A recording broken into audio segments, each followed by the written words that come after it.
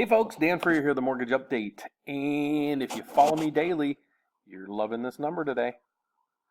Okay, so let's see what happened. Let me get to a different chart that we're all used to seeing.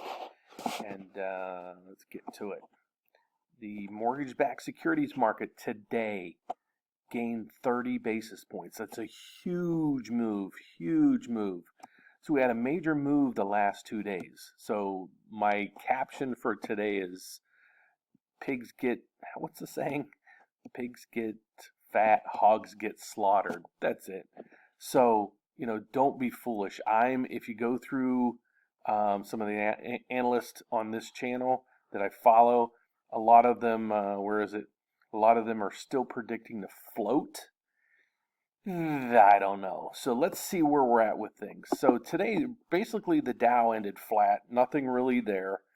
The good news came in that the producer price index came out and it was 0.4 higher, but there's a lot more to this story.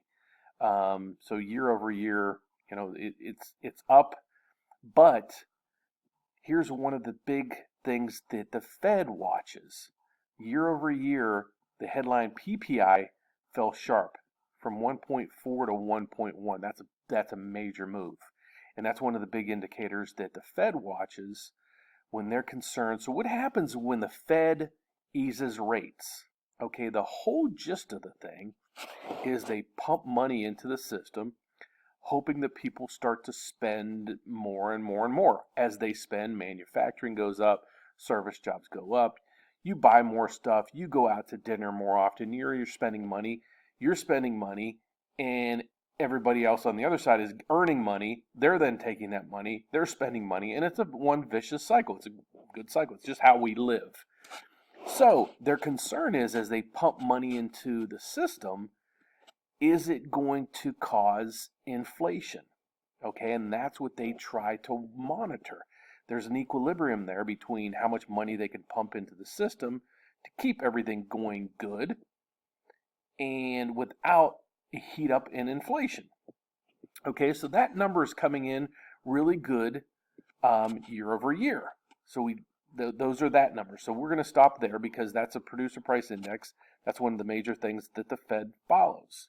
Okay, the next thing is jobless claims. These are people filing unemployment. It was 225,000 people unemployed filed for unemployment last week. 14,000 higher than was expected, and we're at a 5-month high. That's not good. It was 10,000 worse than they predicted.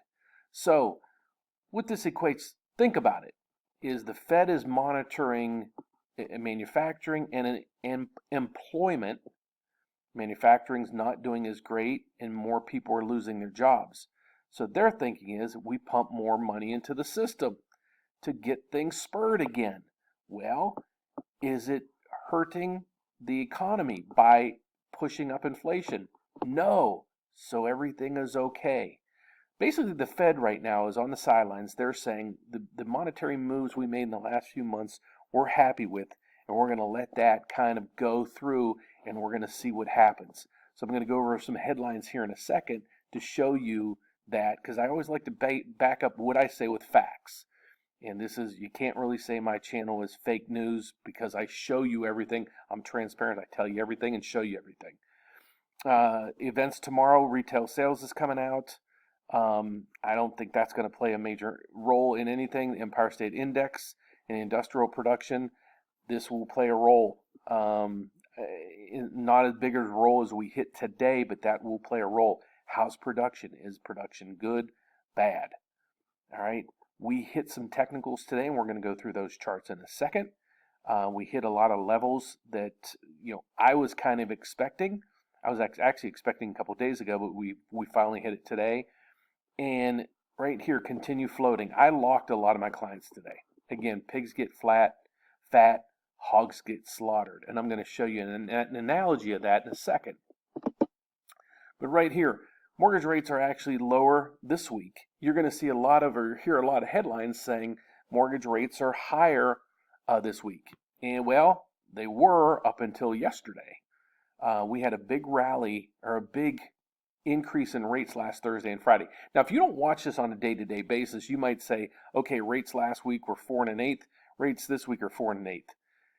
But I'm going to show you why or what I do for my clients, why I consider myself a mortgage advisor, not just a loan officer. So I'll show you that in a second.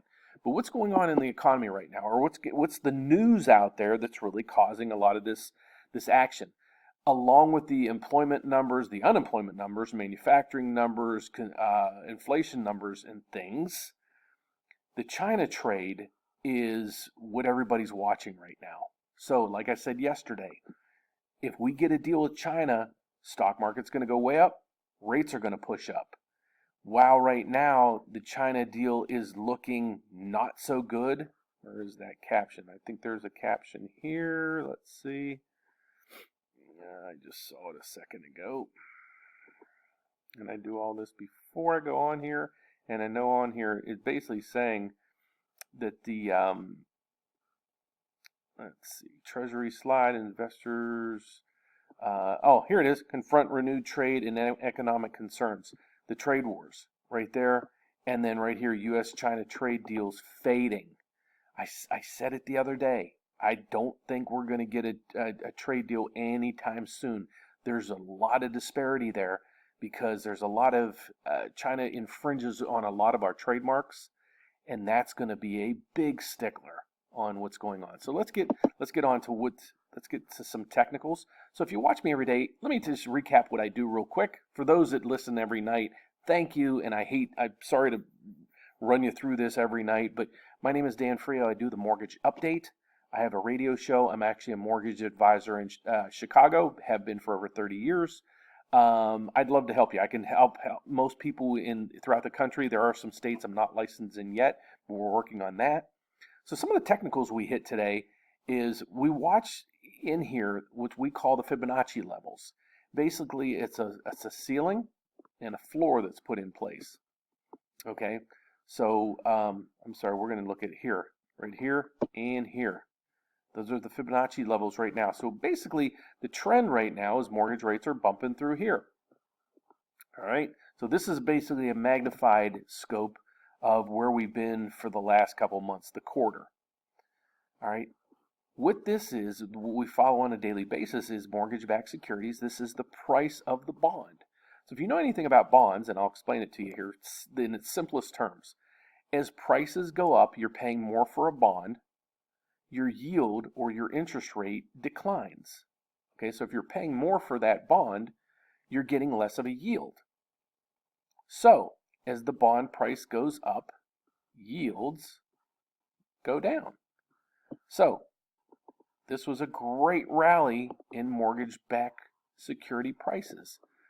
Prices were going up, rates are coming down. This is bad. Prices go down, rates go up. We had a nice rally right here. Okay, we bumped through a bunch of technicals. Now these are some other technicals we follow. These are the Fibonacci levels that we follow. This is a bigger range. And then we break it down a little more microscopic. There's a 25, a 50-day, and a 100-day moving average, as well as a 200-day moving average. So these are moving averages for each segment. All right. Right through here, you're going to see all of these crossing right in here. Okay, pretty wild that right here intersects the two of the marks. See it right there, and then this one is another. That's the 100-day moving average. Okay, I take that back. That's the 50-day moving average. You see how we kind of hit there, and we stopped. So what's going to happen tomorrow? Honestly, I don't know. It could run back up here. This is a big rally, or come down to here. I think we're going to be flat. Here's why. Think of this as you bought a stock. You bought this stock at $100 a share. If you look over to the right, let's just say $100 a share. And it's not, and this thing ran though, it ran up now to 101 or 130. Let me just put it this way. It's like a stock going from $50 a share to $60 a share in 2 days. a lot of people are going to jump in and say, you know what, I made my money on this thing. I'm going to cash out. And a lot of the safer investors do that. So what I'm thinking is going to happen tomorrow, I don't think there's a lot of economic news coming out. So we're going to see a flat market because a lot of people are going to get out of this trade, meaning this is an investment. It's a bond. It rallied. It made a big rally in 3 days. Some people are going to take their money off the table. So I'm predicting kind of a flat market tomorrow. Hopefully I'm wrong. Hopefully it continues this trend. I don't think it's going to do that because we hit this level and stopped. If we peak over this level, we can move up a little farther up here, but I still think there's a lot of resistance levels right in here. We're going to stay there. Let me do something. I did this yesterday. It was kind of cool. I'm going to break down the chart. I apologize. I got to go down here. I'm going to go out to a 2-year run of what happened with mortgage-backed securities. Okay, so here we are. And I said, this is the price of the bond. As the prices go up, rates go down. Guys, if you closed back in November of last year, you need to look at refinancing because there has been a huge rally in the market. You can probably easily get a 0.5% lower in rates. I'm rewriting a ton of clients that we did last year. Most of them are about $200,000 to $300,000 loans. We're dropping their rates about a 0.5%. Their costs are very minimal, probably $1,000 at the most, and everyone's saving between $150 to $200 a month. You might say, okay, well, I'm a year into it now. I got to go back to a 30-year term. You know what? Keep paying the same payment you're paying now. Pay the $150 extra. Just keep paying the exact same payment you had back at this point. You will pay off that loan, depending on the loan amount and the rates and everything else. You'll probably cut off 5 years of the term of your loan, at least. That'll save you thousands and thousands and thousands of dollars. So if I can be of any help to you, please, I'm easy to reach. You can go to thefrioteam.com. Frio is F-R-I-O. You can give me a call at 844-775-LOAN, which is 5626. Or shoot me an email at D for Dan Frio, F-R-I-O, at parksidelending.com. Don't forget to check me out on my Google reviews. Go to Facebook. You can look me up at Dan Frio or The Mortgage Update with Dan Frio. Check out my YouTube channel. If you like this video, I have probably close to 400 videos out there that should answer every question you have about buying a home, refinancing a home, or how to improve your credit. Check me out on LinkedIn. If you're a realtor, want to get involved in joining with us, that we can help you market and offer a lot of these products to your clients. I'd love to do that. And again, here's what I do. I do this for every one of my clients. Again, I don't just take an application and run that through the ringer and sign up that person and just get them done. I monitor this thing. So I look at it as, you know what? Over here, if you locked in with somebody else and I locked you in here because I monitor this every day and you can follow me, I might have saved you a quarter in the interest rate. Might not sound like much, but take a $250,000, $300,000 loan at a quarter.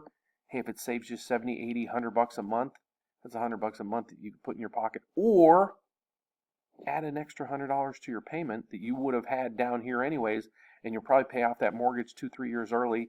Think, if you're paying a $1,000 payment and you cut 3 years off of your payments, that's $36,000 you just saved.